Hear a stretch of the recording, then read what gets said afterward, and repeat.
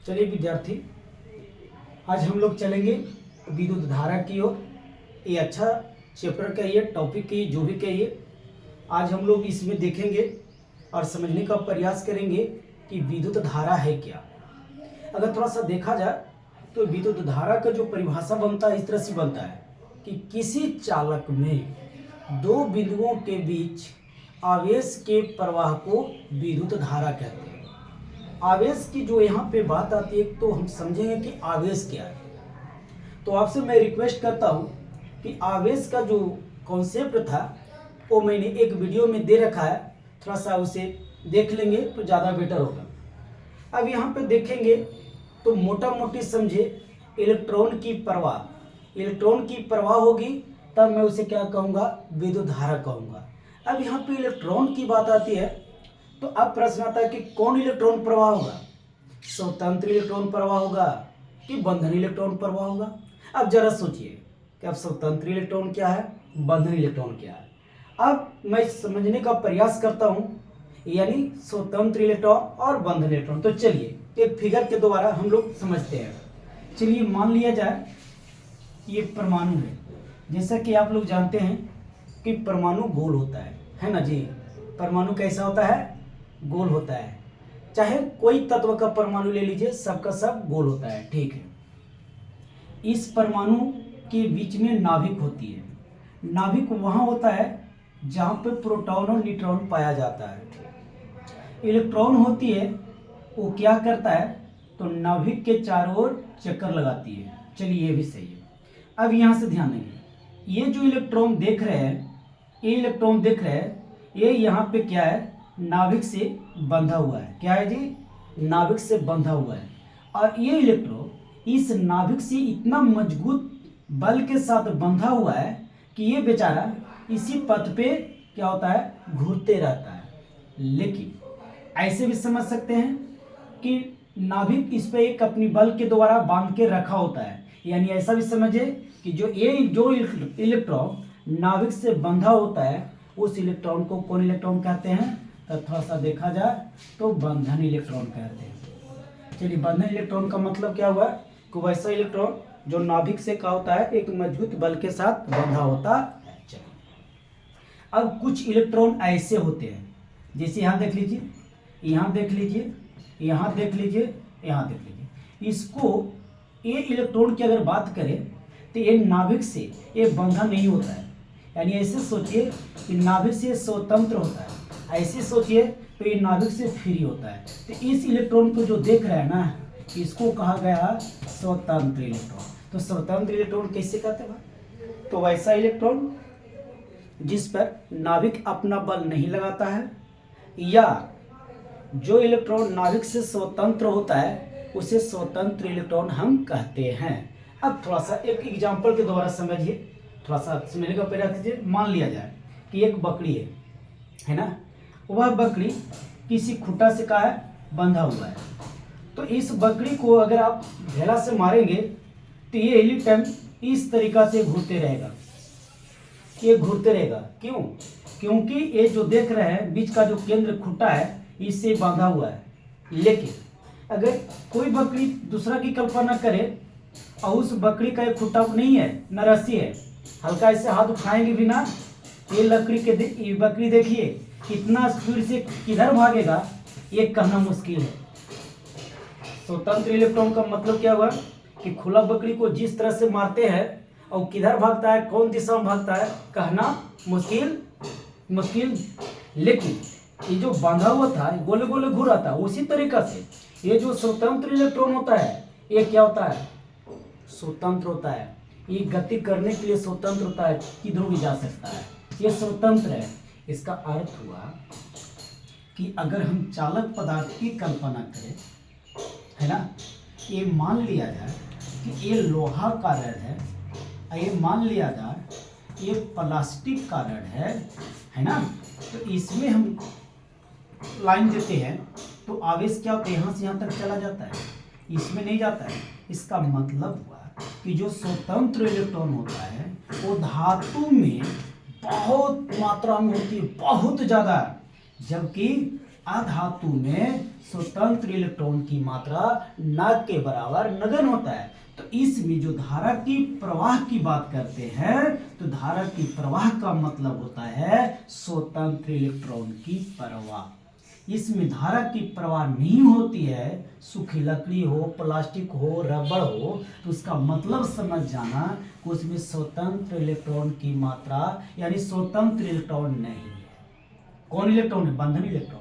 तो बंधन इलेक्ट्रॉन से धारा की प्रवाह नहीं होती है, स्वतंत्र इलेक्ट्रॉन होती है। और स्वतंत्र इलेक्ट्रॉन उसको कहते हैं जो नाभिक से क्या होता है? फ्री होता है, नाभिक से बंधा हुआ नहीं होता है, नाभिक से मुक्त होता है। तो बेटा आपको समझ में आ गया, स्वतंत्र इलेक्ट्रॉन नाभिक से फ्री, बंधन इलेक्ट्रॉन जो नाभिक से बंधा होता है। तो यही चीज को मैं समझाना चाह रहा हूं, क्या? विद्युत धारा।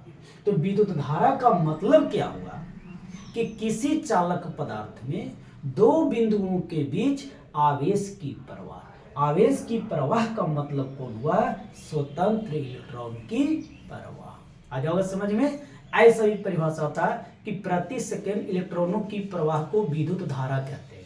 यह परिभाषा मैं ऐसे बना सकता हूं कि इलेक्ट्रॉन के गतिशील अवस्था को हम विद्युत धारा कहते हैं। यानी जितनी भी बात बन रही है ये सब इस इलेक्ट्रॉन पर बन रहा है, इस इलेक्ट्रॉन पे नहीं। चूंकि ये इलेक्ट्रॉन धातु में भी होता है, अधातु में होता है, उपधातु में होता है, लेकिन ये सिर्फ धातु में।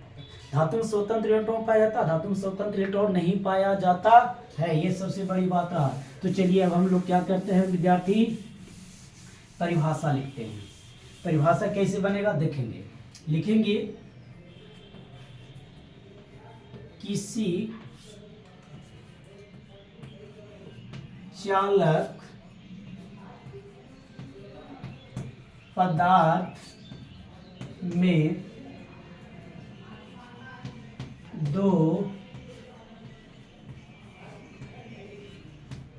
बिंदुओं के बीच आवेश की प्रवाह को विद्युत धारा दिखाई दे रहा है? तनी मनी पूरा कहते हैं। यहाँ में चलिए, यहाँ में लिख सकते हैं प्रति सेकेंड इलेक्ट्रॉनों की प्रवाह को विद्युत धारा कहते हैं। या में चलो,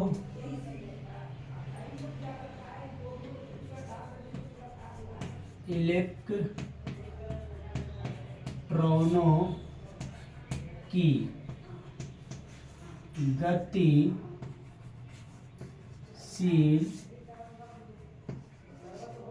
अवस्था को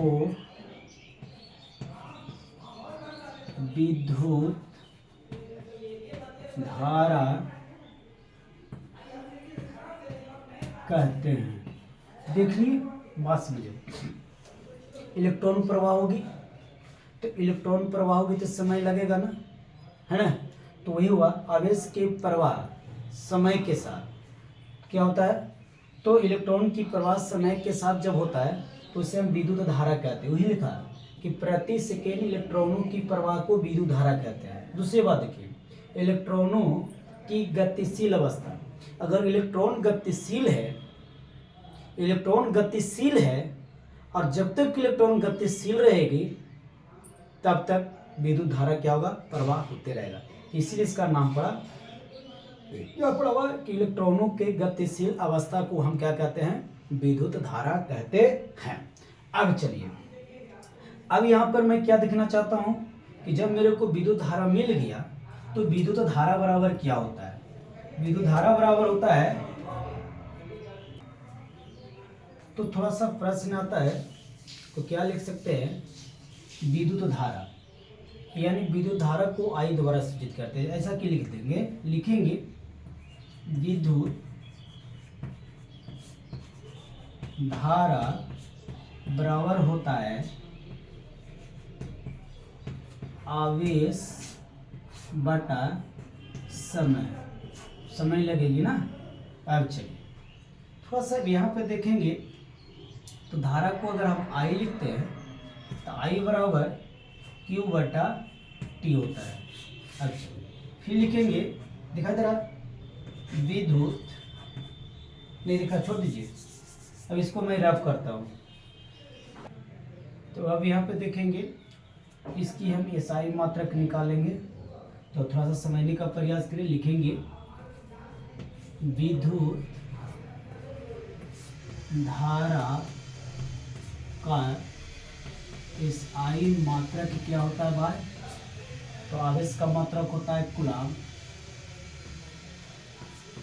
कूलम, समय का मात्रक होता है सेकेंड, कूलम प्रति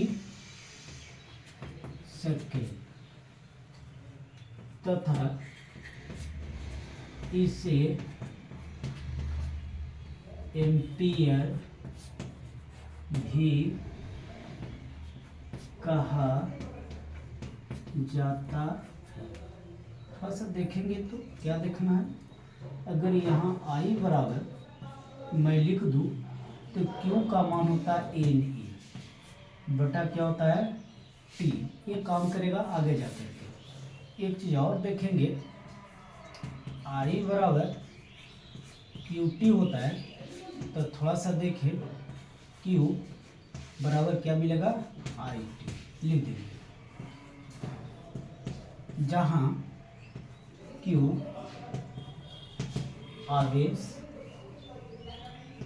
आई क्या होगा धारा, और टी क्या होगा, ए होगा समय। अब यहाँ अगर थोड़ा सा वक्त निकाले तो क्या मैं बताना चाह रहा हूँ कि अगर आई एम्पियर होता है, अगर लिखा जाए कि एक एम्पियर धारा क्या है, एक एम्पियर धारा क्या है। अब यहाँ पे परिभाषा में कैसे लिखूं, तो एक एम्पियर परिभाषा में लिखना चाह रहा हूँ, लिख लीजिए। यहाँ पे मैं लिखना चाह रहा हूँ किसी चालक में, ध्यान देंगे, किसी चालक में एक कूलम आवेश प्रवाह होता हो, किसी चालक में एक कूलम आवेश प्रवाह होता हो तो चालक में प्रवाहित धारा को, चालक में प्रवाहित धारा को एक एम्पियर धारा कहते हैं। क्या हुआ, मान लिया कि कोई चालक पदार्थ है ना, यहाँ पे कहा कि एक कूलम आवेश प्रवाह थी, तो चालक में जो धारा की प्रवाह हुई उस धारा के मान को हम क्या कहते हैं, एक कूलम आवेश कहते हैं। इसलिए परिभाषा बन के लिखा एक एम्पियर धारा किसी चालक में एक कूलम आवेश प्रवाह होता हो तो चालक में प्रवाहित धारा को हम क्या कहते हैं, एक एम्पियर धारा। चलिए विद्यार्थी, मैं इसे रद्द करता हूँ।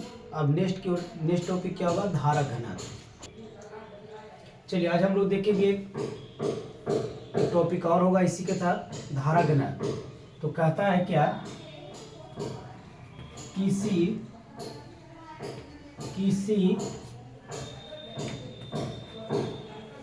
चालक में, कोई भी चालक होगा, किसी चालक में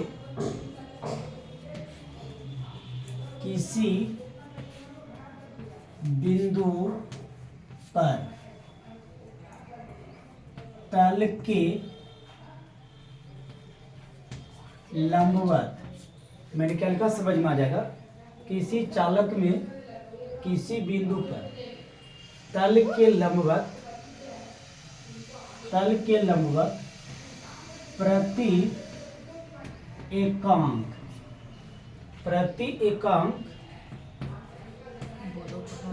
क्षेत्रफल से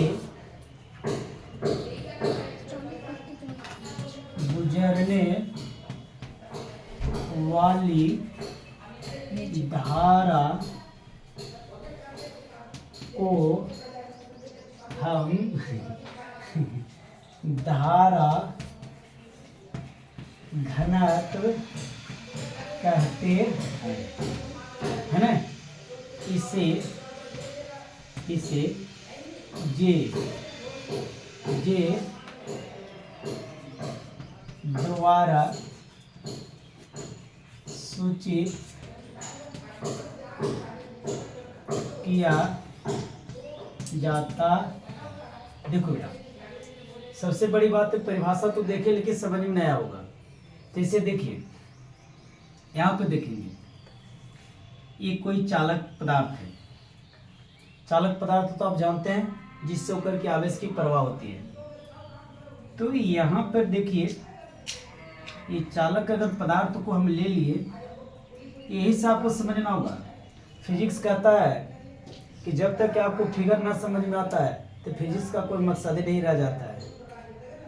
यहाँ पे देखिए, ये कहीं पे इसकी बात करते हैं। मैंने लिखा किसी चालक में, मान लीजिए चालक है, किसी बिंदु पर, मान लीजिए कोई बिंदु है, तल के लंबवत प्रति एकांक क्षेत्रफल में, तो इसका तल देखिए ये है, तल तो ये होगा नहीं, तो इस तल के लंबवत है ना, इसका जो वक्र पृष्ठ है या अनुप्रस्थ काट का क्षेत्रफल, कोई भी तार लेते हैं गोल चीज, जैसे बेलन की बात करो, अगर बेलन आप लोग देखे होंगे तो बेलन का क्षेत्रफल बेटा ये होता है, ये नहीं होता है, ये वक्र पृष्ठ होता है, वक्र।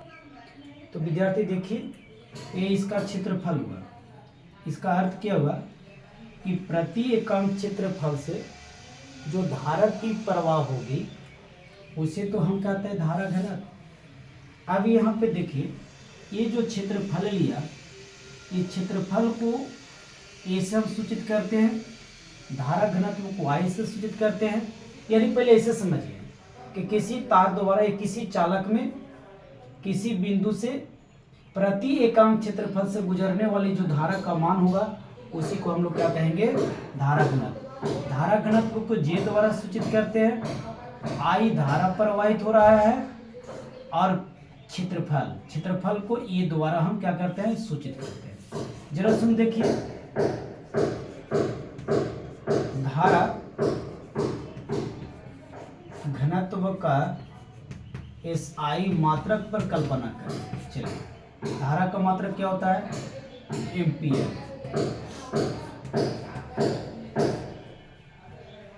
क्षेत्रफल का मतलब क्या होता है, मीटर स्क्वायर, यही इसका मात्रक हुआ। चलिए, आज की कथा यहीं तक रुकते हैं, क्योंकि बगल से बहुत साउंड आ रहा है, इसके लिए मैं सॉरी बोलता हूँ दोस्त। ठीक है, ओके।